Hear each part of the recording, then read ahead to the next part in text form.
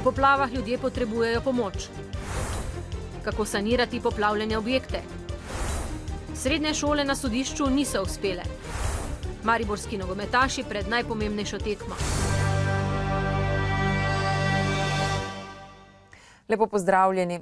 V Podravju se voda po ponedeljkovih poplavah počasi umika, kar pa ne pomeni, da se stanje umirja. Vsak dan posebej ponuja prizore, kakršnih tu ne pomni nihče. Premoženje, ki so si ga ljudje stežka ustvarili, je uničeno. Kontejnerji se iz ure v uro polnijo z vsem, kar je uničila voda. Mnogi so ostali brez najosnovnejših potrebščin. Na terenu so tako že drugi dan tudi humanitarne organizacije. V občini Duplek pa so danes odprli zbirni center, kjer bodo zbirali pomoč za vse prizadete v poplavah. Dober dan. Dober dan, pozdravljeni. Jaz pa šam eno obleko manj. Plače četrinice, jasna je čista. Super. Tu še imate same zimske stvari. Takole je danes začela prihajati tudi pomoč z najnujnejšimi življenjskimi potrebščinami. Jaz imam vikend pod Vurvergo in so mi gasilci povedali, da je voda do okn. 2 dni nismo mogla dol, zdaj pa gremo gledati, kakšno je. Pa vseeno prišli ste in pomagali boste tudi drugim? Seveda, normalno. Koliko bom lahko? Karkoli bo prišlo, vse to bo dobrodošlo. Od hrane do obleke, največ bi pa prosila, če bi se lahko pripeljali mogoče kakšne zimske stvari. Čistila.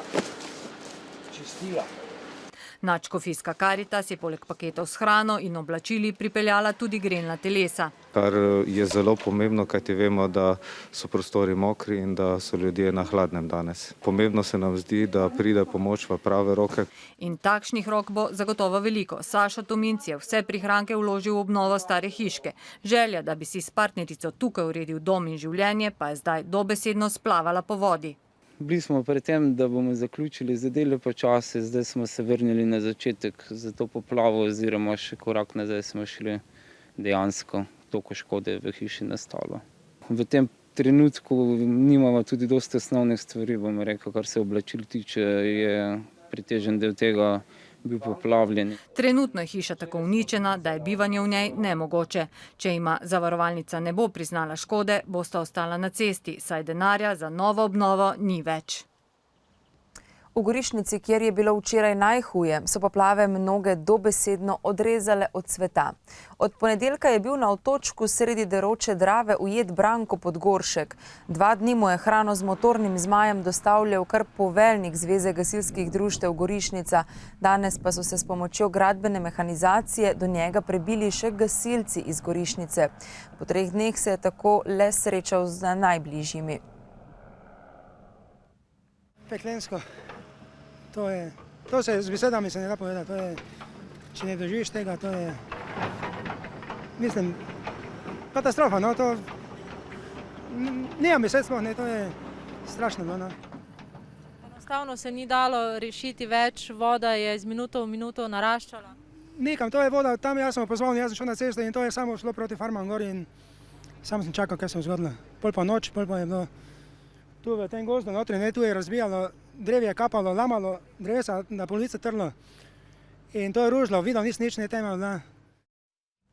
Sicer pa gasilci in Slovenska vojska ljudem na poplavljenih območjih pomagajo pri črpanju vode iz objektov, številni pa so še vedno brez elektrike in ogrevanja.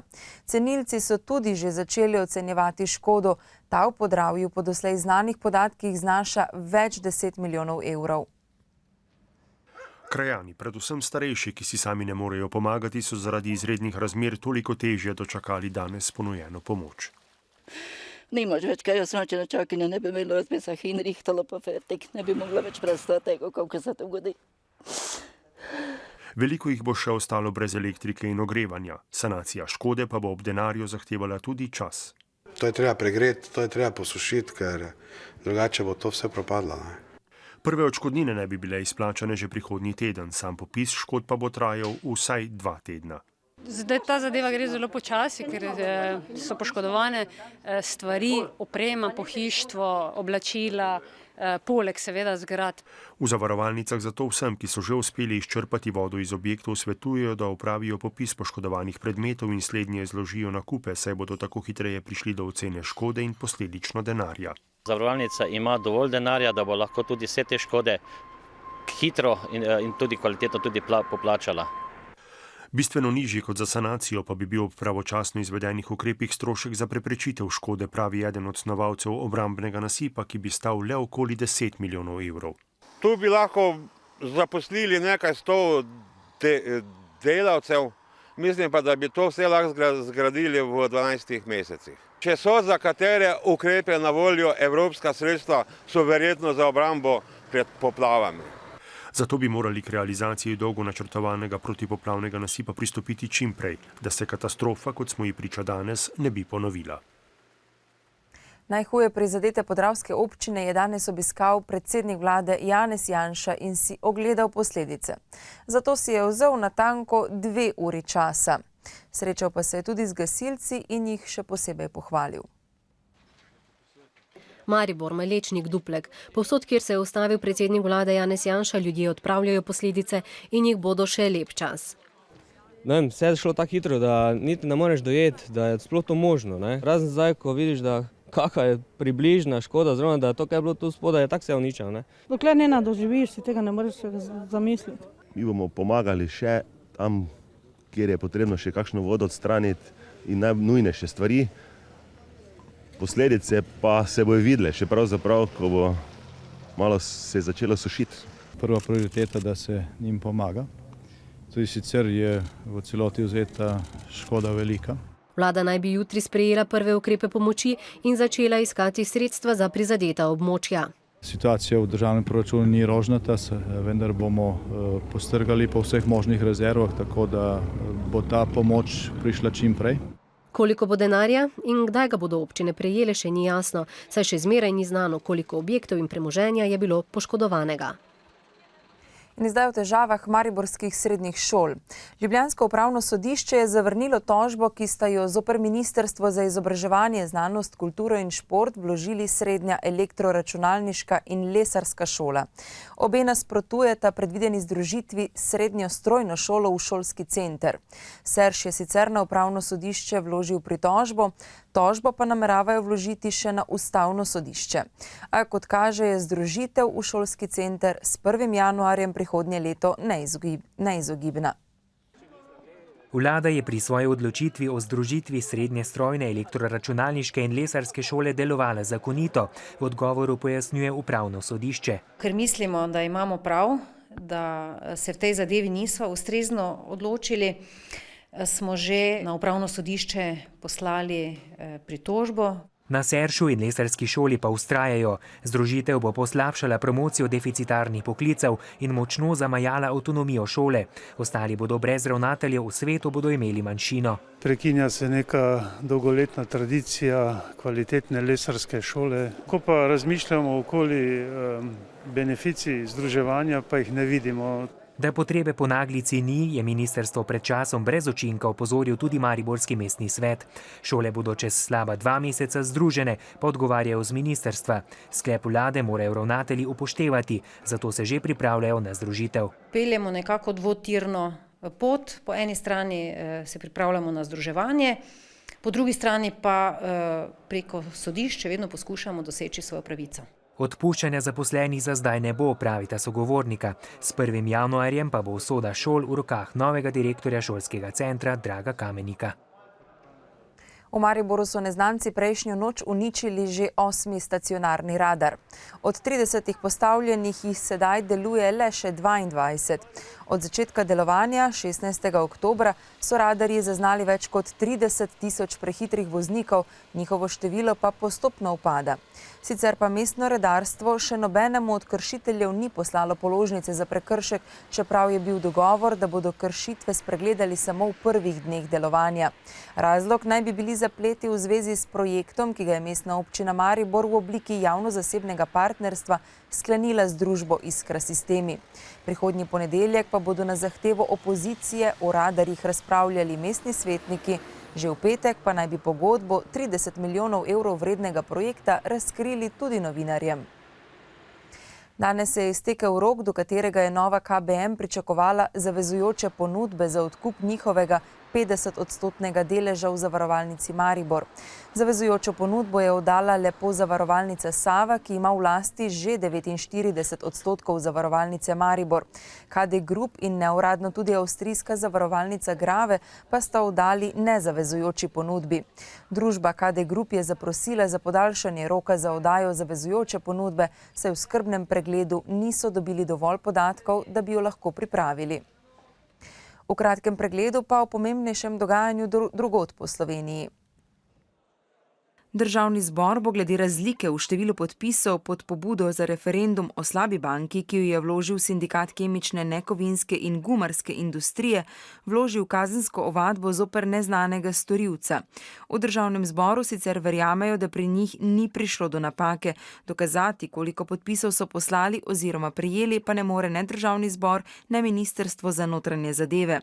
Kot je znano, je omenjeni sindikat vložil 3100 podpisov, na ministrstvu pa so jih preverjali le 2700, 400 se jih je izgubilo. Državni zbor pa je ministrstvu danes še enkrat posredoval podpise. Če bo podpisal tokrat dovolj, pa bo predsednik Gregor Virant določil 35-dnevni rok za zbiranje podpisov za zahtevo za razpis referenduma. Po podatkih Urada za makroekonomske analize in razvoj se javni sektor še vedno ni prilagodil zaostrenim razmeram. V primerjavi z enakim obdobjem lani je število zaposlenih v javnem sektorju naraslo za skoraj 2200, medtem ko se je število zaposlenih v zasebnem sektorju zmanjšalo za 11600. Rast plač se je v ožji državni upravi umirila, v podjetjih v državni lasti pa vztrajno raste. Konec oktobra je bilo na Zavodu za zaposlovanje prijavljenih dobrih 110 000 brezposelnih oseb, kar je dobrih 5% več kot septembra. Brezposelnost se je najbolj povečala zaradi številčnejšega prijavljanja mladih, ki so zaključili izobraževanje in začeli iskati prvo zaposlitev. Takih naj bi bilo oktobra 6300. Skupno pa se je pretekli mesec na zavod prijavilo 14 700 brezposelnih oseb. Po ocenah ministra za kmetijstvo in okolje Franca Bogoviča bo škoda po ponedeljkovih poplavah bistveno večja, kot kažejo prve ocene. Na ministrstvu naj bi že danes pripravili poročilo o prvi oceni škode, da bo vlada lahko čim prej zagotovila sredstva za pomoč občinam. Sicer pa minister poudarja, da bo Slovenija ob takšnem tempu naravnih nesreč težko sledila s pomočjo in da moramo razmišljati o preventivi, predvsem, da se več sredstev namenja za vodarsko področje. Minister pa je še opozoril, da je treba napovedi o alarmih, ki jih izda Agencija za okolje, jemati resno. V Beltincih že 10 let deluje ambasada Štefana Kovača Marka. Mladinsko prizorišče urbane kulture v ruralnem prostoru, ki ga lahko primerjamo z ljubljansko Metelkovo, pa je bistveno več kot zgolj koncertni prostor. Mladina se tam zbira predvsem zaradi svobode misli, umetnosti, njeni aktivisti pa tudi zato, da opozarjajo na napake današnje družbe. 10-letnico delovanja je beltinska mladež obeležila z vsem, kar sodi v tamkajšnjo ambasado, najprej s pogledom v preteklost. Aktivisti so bili večkrat deležni kritike okolja, tudi nadzora policije, predvsem zato, ker so začeli ustvarjati drugačen pogled na svet. V to okolje, ki je izrazito ruralno usmerjeno, recimo v tem smislu kulturnem, navezano na neke tradicionalne vsebine, kot so folklora, tamburaši in tako naprej, je vneslo neke elemente precej bolj značilne za urbana mestna središča. Ambasada, poimenovana po narodnem heroju, ni zgolj koncertni prostor. Tukaj ne gre samo za zbirališče nekaj ljudi, ki pridejo, ne vem, na pier ali pa kaj podobnega, zapravljati svoj prosti čas, ampak gre za dejansko eno ustvarjalno jedro, ki poleg posredovanja umetnosti svojo vlogo išče tudi v družbeni angažiranosti, zbiranjem oblačil in učbenikov za socialno šibke, pa tudi z opozarjanjem na napake današnje družbe z aktivističnimi akcijami. Zabave željne privabljajo predvsem s koncerti, pač drugačnimi. Zakaj prihajate v ambasado? Kaj je tako posebnega? Zaradi tega, ker je to v bistvu avantgardna kultura, ki človeka popelja v drugačni svet razmišljanja. In prav takšnega, tako tisti, ki v ambasado zahajajo, sploh v današnjem času še kako primanjkuje. Študenti oddelka za slovanske jezike in književnosti Mariborske filozofske fakultete že nekaj časa izdajajo literarno jezikoslovno revijo Liter jezika. Revija ni namenjena le študentom, ampak vsem, ki radi posegajo po poeziji in prozi literatov mlajše generacije ali preberejo kakšno jezikoslovno razpravo. Revija pa je lahko tudi v pomoč pri pisanju študentskih seminarskih nalog. Gremo se slovenščino v dominah. Za uvodno motivacijo in čisto prvo viharjenje možganov snovalci revije včasih smeje posežejo kar po kakšni didaktični jezikoslovni igri. Sledi resno delo 4 gonilnih sil revije, kritični pregled prispelih člankov in poezije ter razprava o prispelem. Mi s Tonjo so urednici za poezijo, Tonja še ureja dramatiko, David je bolj za jezikoslovje, Denis pa ima prozo in kritiko. Obi urednici ob svojem urednikovanju skrbita za pravorečno pravilno podobo revije. Včasih je prav zanimivo videti kako cvetko, preobračati stavke, postavljati vejice in tako naprej. Liter jezika je poligon za mlade še neuveljavljene literate, ki velikokrat svojega literarnega ustvarjanja nimajo ki objavljati. A to ne pomeni, da revija zamiži ob slabih izdelkih. V bistvu nekega trdnega kriterija ni, ponavadi nekih ljubezenskih, naivnih pesmic ne objavljamo. Da tekst fajn teče, da je pač berljiv, da je fajn oblikovan, da je neka zgodba, ki ima neko težo, da ni samo pač nekaj trivialnega. Največji primanjkljaj piscev v uredništvu zaznavajo na področju proze, literarne kritike in jezikoslovnih razprav. Tu je namen predvsem spodbuditi k mišljenju, spodbuditi k pisanju, k razpravi in nekako k temu stremimo. Z revijo pa tesno sodelujejo tudi že uveljavljena pesniška in prozna imena mariborske literarne scene. Jan Šmarčan, Gregor Lozar, tako da se je tako na tak način začelo. Liter jezika prinaša tudi prevodno literaturo. Do zdaj je išlo 5 številk, prelistati pa jih je mogoče bodisi na spletu ali v več slovenskih knjižnicah. Za konec še na tuje. Iz Bruslja prihajajo gospodarske napovedi za Unijo, evrsko območje in posamezne članice. Evropska komisija Evropi za letos še napoveduje recesijo, prihodnje leto pa skromno gospodarsko rast. Za Slovenijo so napovedi še slabše. Letos se nam obeta 2,3% padec BDP-ja, prihodnje leto pa 1,6%. Rast nam napovedujejo šele za leto 2014 in sicer naj bi bila ta 0,9%. Bruselj Sloveniji za leto 2013 napoveduje še 3,9% javnofinančni primanjkljaj, ki bi ga morala država sicer v prihodnjem letu znižati pod 3% BDP-ja. Ameriški predsednik Barack Obama je na volitvah premagal republikanskega izzivalca Mitta Romneyja in osvojil drugi 4-letni predsedniški mandat. V skladu z napovedmi je bila za zmago ključna zvezna država Ohio. Romney je poraz že priznal, Obama pa je obljubil, da bo ZDA popeljal naprej in da za državo najboljši časi šele prihajajo. Grški parlament je začel razpravo o novem varčevalnem svežnju, ki ga mora država sprejeti, če želi nov obrok mednarodne pomoči v višini 31,5 milijarde evrov. Poslanci bodo o novih ukrepih, s katerimi bi se Grčija izognila bankrotu, glasovali zvečer. V državi se medtem nadaljuje val stavk in protestov proti nepriljubljenemu varčevanju. Francoska vlada je sprejela predlog zakona o porokah istospolno usmerjenih in posvojitvah, ki mu nasprotujeta opozicija in katoliška cerkev. Parlament bo o predlogu začel razpravljati januarja. Zadnje javnomnenjske raziskave kažejo, da homoseksualne poroke podpirata 2/3 Francozov, glede posvojitev otrok pa so razdeljeni. V letošnjem letu bo na svetovni ravni prodanih 821 milijonov pametnih mobilnih telefonov in tablic, v prihodnjem letu pa 1,2 milijarde. Poglejmo še, kakšno bo vreme v prihodnjih dneh. Jutri bo precej jasno, nekaj več bo koprenaste oblačnosti, popoldne bo ponekod zapihal jugozahodnik. Najnižje jutranje temperature bodo od -3 do 1, v alpskih dolinah tudi do -5, najvišje dnevne pa do okoli 11 stopinj Celzija. V petek bo na vzhodu sprva še zmerno oblačno, drugod pa večinoma jasno. V soboto se bo ponovno pooblačilo, predvsem v zahodni polovici Slovenije bo občasno tudi rahlo deževalo. To je vse, kar smo pripravili v današnjem dnevniku televizije Maribor. Hvala za pozornost in prijeten večer. Nasvidenje.